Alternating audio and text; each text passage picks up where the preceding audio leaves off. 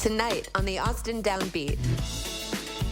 Here in Austin, by way of Ireland, Pat Byrne performs Feels Like Living. And new to the scene, making a splash, Hale performs Know It All.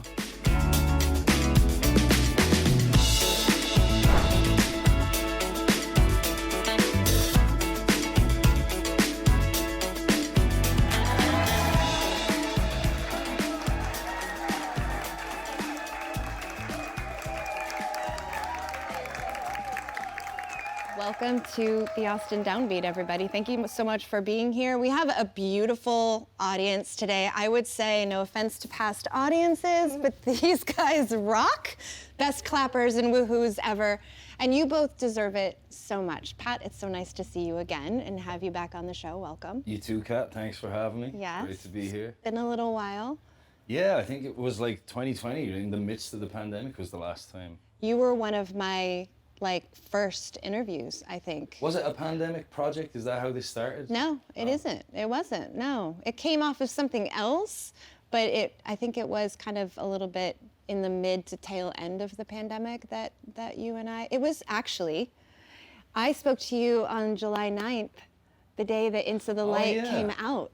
Very cool. Yes, that's that the was last time we've spoken before. Yes, of course, but that's the last time that you've actually been on. And I want to talk about that album, but first I also want to welcome Hale to the show. It's so nice to finally meet you. You're a bit of an exception because typically, so far, folks that have come on this show, the live, have already been on my show, but I heard your stuff and I was like, I gotta get her on. Oh, well, I'm so happy to be here. I cannot wait for these people to hear you play. Well, I am so happy to be sharing the stage with Pat and getting to hang out and talk to you. Yeah, well, good. So fun. I'm so glad you're here. You're gonna play a song that I requested you to play. Yes, I am. I am. I changed my whole set list just for you. She did. I have the power. So I'm really excited to hear that song. So let's talk a little bit about the nuts and bolts of what you guys have going on. You have a brand new album, your very first album out, called BFF. I do. Yes, I do. And you released it in 2023. We're still in early 2024. Yes. So it still feels very new. Very new. Where are you at with that whole, that's a big deal to put, it's a big deal to stand up on stage, I think, and sing in front of people. Yes. Let alone. It is. It's very vulnerable. Yeah, let alone put out an album full of songs where you do that in all of them. So where are you at with it all? So honestly, I've had these songs for a very long time, so this doesn't feel super new to me. Some of the songs that are on the record I wrote when I was 14, and I'm 22 now. So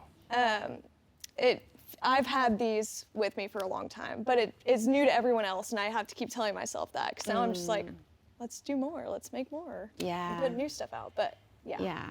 Let's talk a little bit about that, because I think that season of, before the let's do more is kind of where you're at too, Pat, where I think it's really important for maybe listeners too, and just people that like music to spend a little time in that space of, I think we get distracted by the new releases and the albums and the tours and the shiny stuff. And this morning I was preparing for this and I was thinking about the big eclipse that we have tomorrow and how we're all kind of really excited for the dark side tomorrow. Usually we're kind of really living for the light, shiny stuff. And it quickly kind of became a metaphor in my head for this, where it seems like we kind of live for the next new song, like I was saying. But there's so much gold in the dark side of the moon, or but there's so much gold in that space where you're just writing and you're living your life and touring and practicing and spending the time kind of working the craft. And that's where you're at, Pat, which is so freaking cool, because I love it, because this is where it all, for the next project that you put out, this is where it kind of comes from, and it's nice to sit with you when you're in the middle of that. Oh, thanks. I'm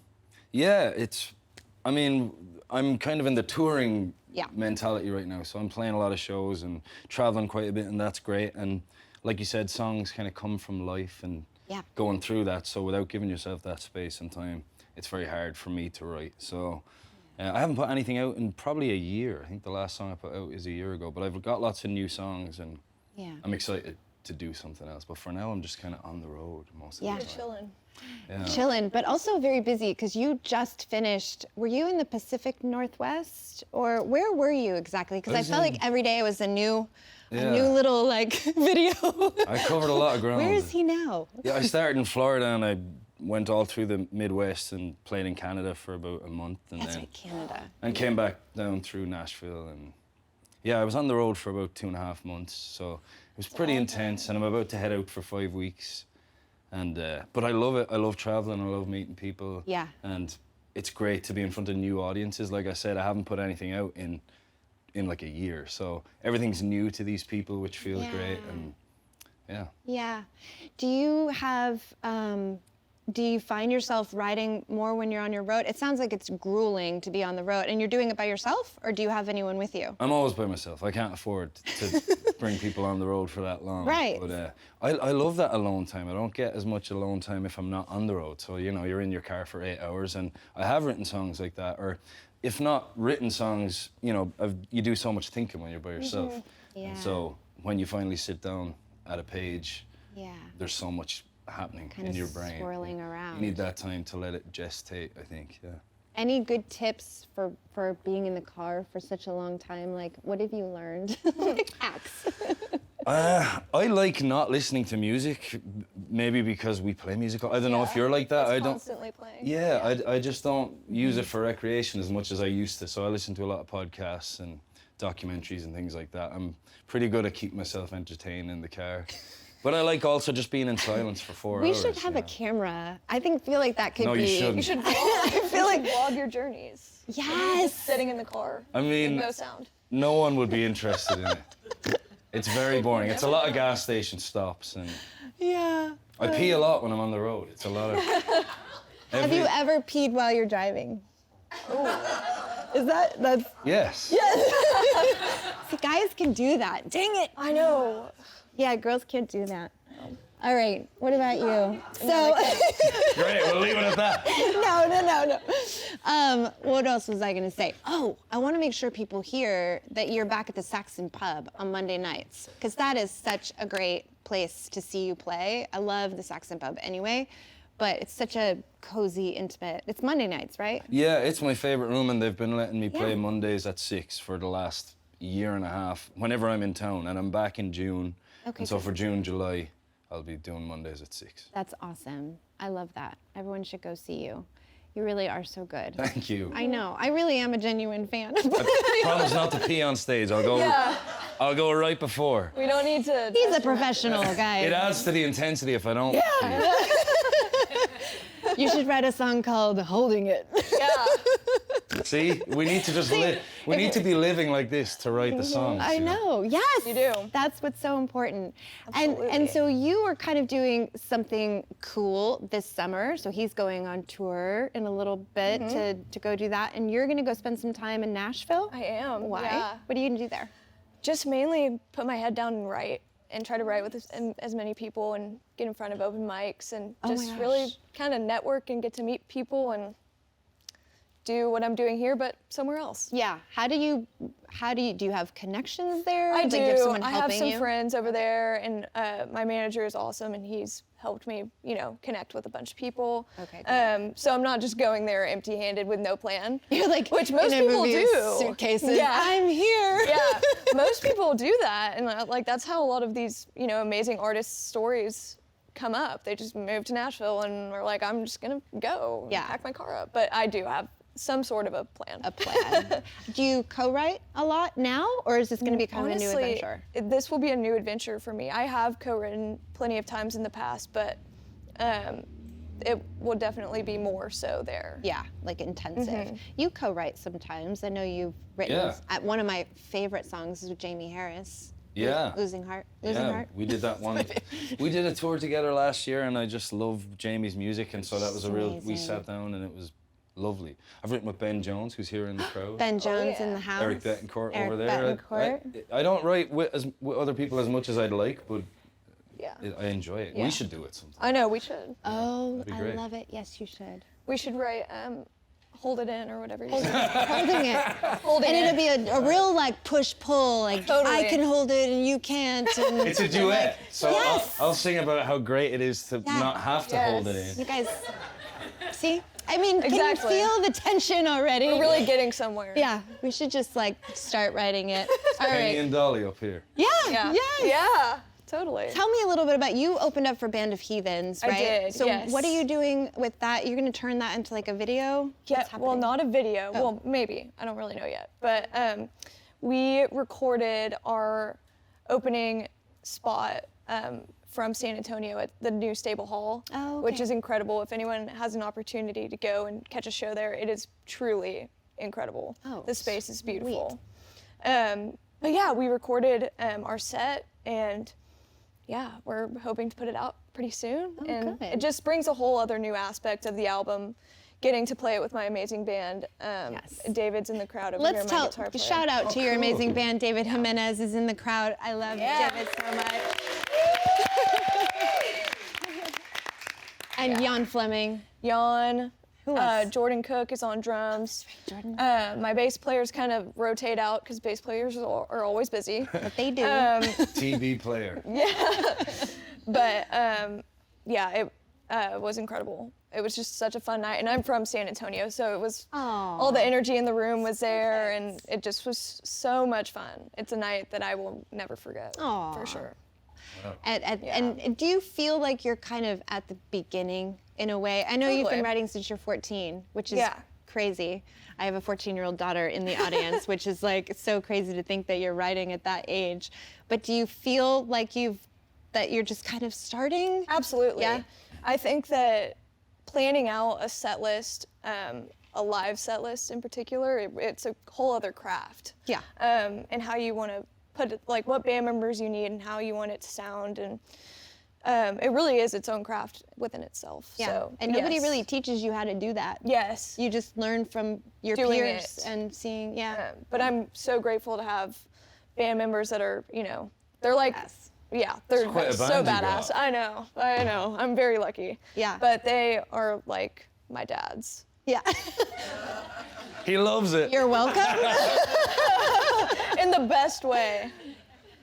And they take care of me. I love it. I love it. It's such a good town to develop those skills. Absolutely. Because there's live music everywhere and there's people to Everywhere. listen to it everywhere. And, like, I wasn't that lucky in Boris, County Carlow. Oh my gosh. No venues. Yeah, but now you're here, Yeah. and You you're made one it. of them. It's a great town. I finally made it. Yeah. Awesome. Let me just remind people, so Mondays at Saxon Pub for you and your band. Who are you playing with lately? The band has been Brian Patterson on guitar and backing vocals. Love Brian. Love him. John Chipman's been playing drums for the last Yeah, while. he just was on. He's amazing. John. He is, yeah, he's Just like a like being a- 6'5" teddy bear. Yeah, he's like one of the Ents from Lord of the Rings.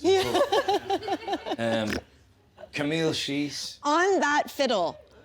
When she cut her hair a little bit, but when her hair was long, like the hair just swings while she's playing that fiddle. I love her so She's much. so amazing. She's amazing. Chris Wade has played bass with me since I moved to town. Wow.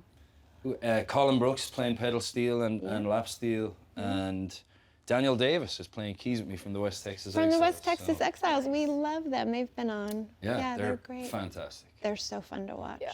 Yeah. They Oh, are. yeah, I think I saw you at South by. You will mention a couple dates. On April 14th, you're playing at the Far Out Lounge. Yes, it's during their Sunday brunch gig hour, Fun. which will be really fun. Yeah. Food trucks and drinks and Yeah. sunshine. It's a very Austin thing. Totally. Yeah. And then in June, you're opening up for Primo the Alien at the Long Center. I am. That is a new date Yeah. that I'm really excited about. Yeah, I've never she's- played the Long Center. She's so cool. Yeah. She's really, really cool. Okay, we will be right back and hear from Pat Byrne and Caroline Hale.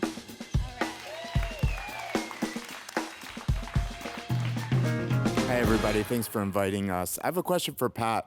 Can you do a quick kind of comparison between crowds and reactions to your music here in Austin and as you played for so many years in Ireland?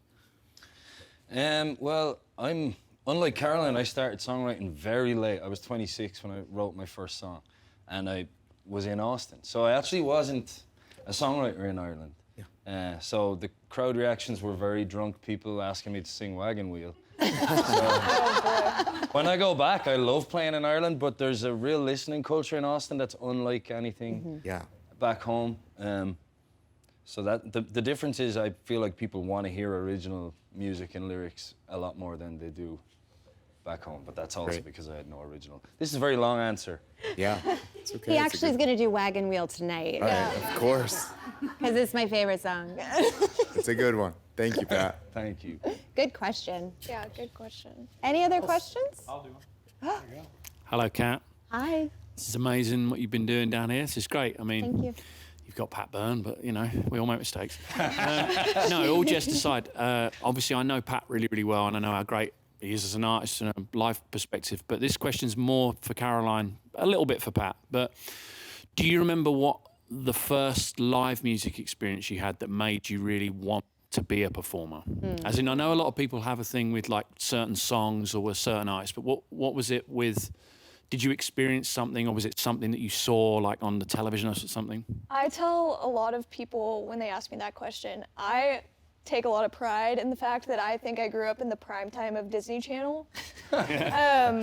And it's so interesting, like the majority of those shows were all very music oriented. Yeah. Like Hannah Montana Yeah, right. and Cheetah Girls and just, you know, all the best Disney Channel shows. Yeah, right. And I really think that that had the biggest impact on me. Also like School of Rock. I Yeah. loved that Yeah. movie. Yeah. Seeing those kids play guitar and like have the confidence and the power to get up there and express themselves Yeah. really spoke to me. Yeah, And I very think that's empowering. kind Yeah, of- that's yeah. cool. That's a great answer. Pat, what about you? Because it's one of the few things as your friend I've never actually asked you. What was like the? Yeah. Well, honestly, School of Rock. Yeah. I never would have said that, but now that you say it, that came out when I was 12 or 13, and I was a drummer, and I remember hating the drummer because I wanted to be him so much. Yeah, seriously. So that was like a big part of me wanting to join a band. Like I love that movie, but the live music experience was when I was 14. I got on the train to go to Dublin to see Glenn Hansard and the Frames. Oh my gosh. And at that point, he wasn't the huge superstar he is now, but he had a big cult following, and it felt like we owned him. But he had just had a way of owning a crowd, and that experience moved me a lot. And I became a huge Frames fan, and that was. I realized I wanted to do what he was doing. You know? Yeah, no, that's great answers. It's super cool. Yeah, good question. Thanks, Kat, and everyone for hosting something like this. This is kind of amazing, and the reason why people like us moved to Austin. Question for both of you. A lot of people have like rituals or routines they do before big moments.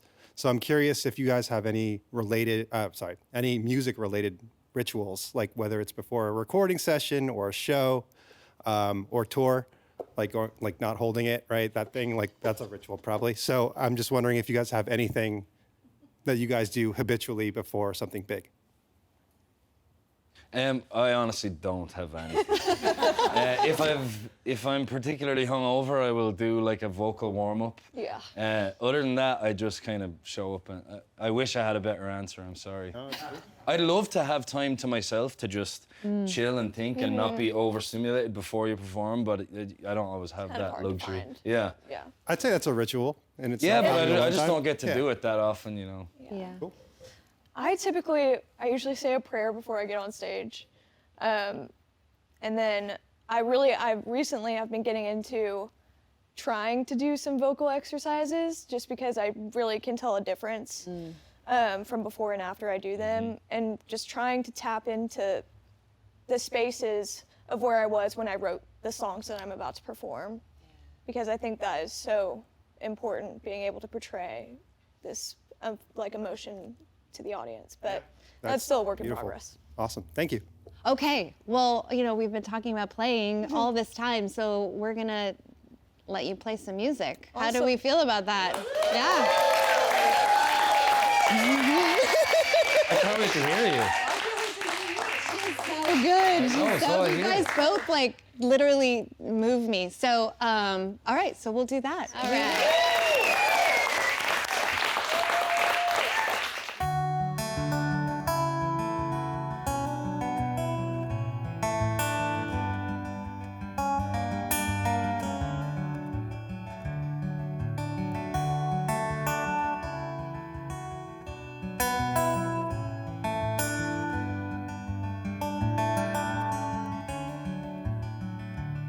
I landed on the runway in Chicago, bought a coffee, then I traded it for a beer.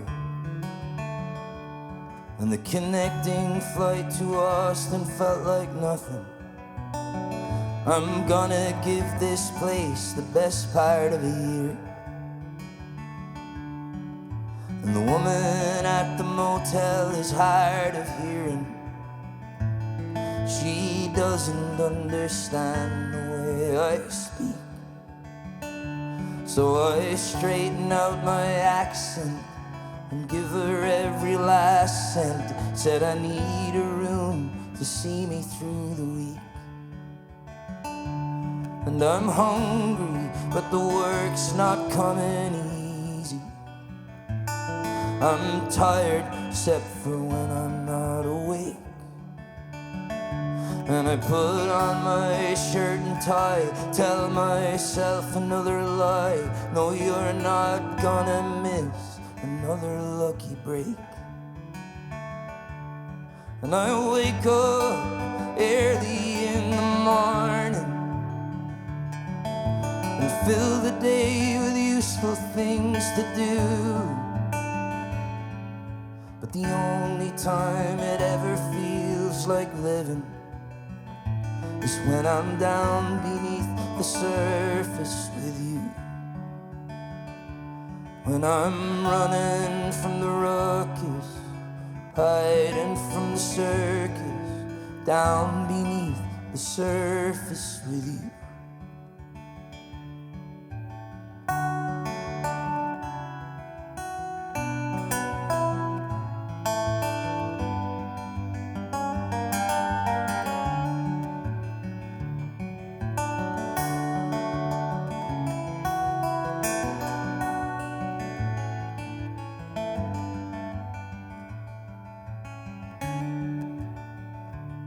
My show last night was wrapped up by 11. And there was 11 people breathing in that air. 2 who knew my name, 2 just watched the game, 7 drowning sorrow with despair. These Sunday nights, they're breaking me so slowly, chasing down that runaway thrill. Sometimes trying to play the game feels like trying to find a vein. I'm sick and tired of pushing water up this hill. But still I'll wake up early every morning, and I'll fill the day with useful things to do. But the only time it ever feels like living is when I'm down beneath the surface with you. When I'm running from the ruckus, hiding from the circus, down beneath the surface with you. When I'm running from the ruckus, I'm hiding from the circus. When I'm down beneath the surface with you. Thank you. Thank you.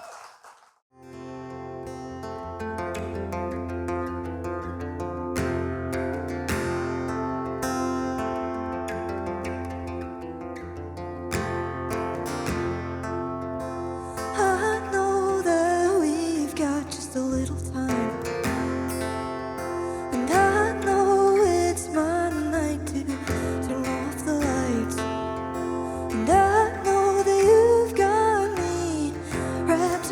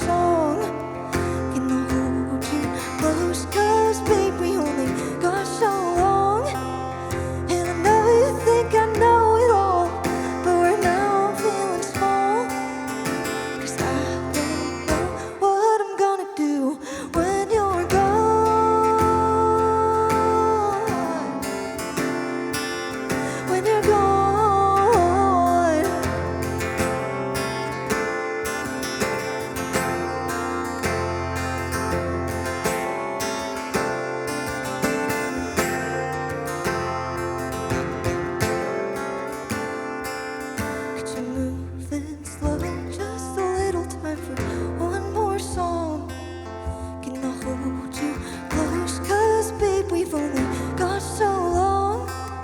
And I know you think I know it all, but right now I'm feeling small. 'Cause I don't know what I'm gonna do when you're gone. When you're gone.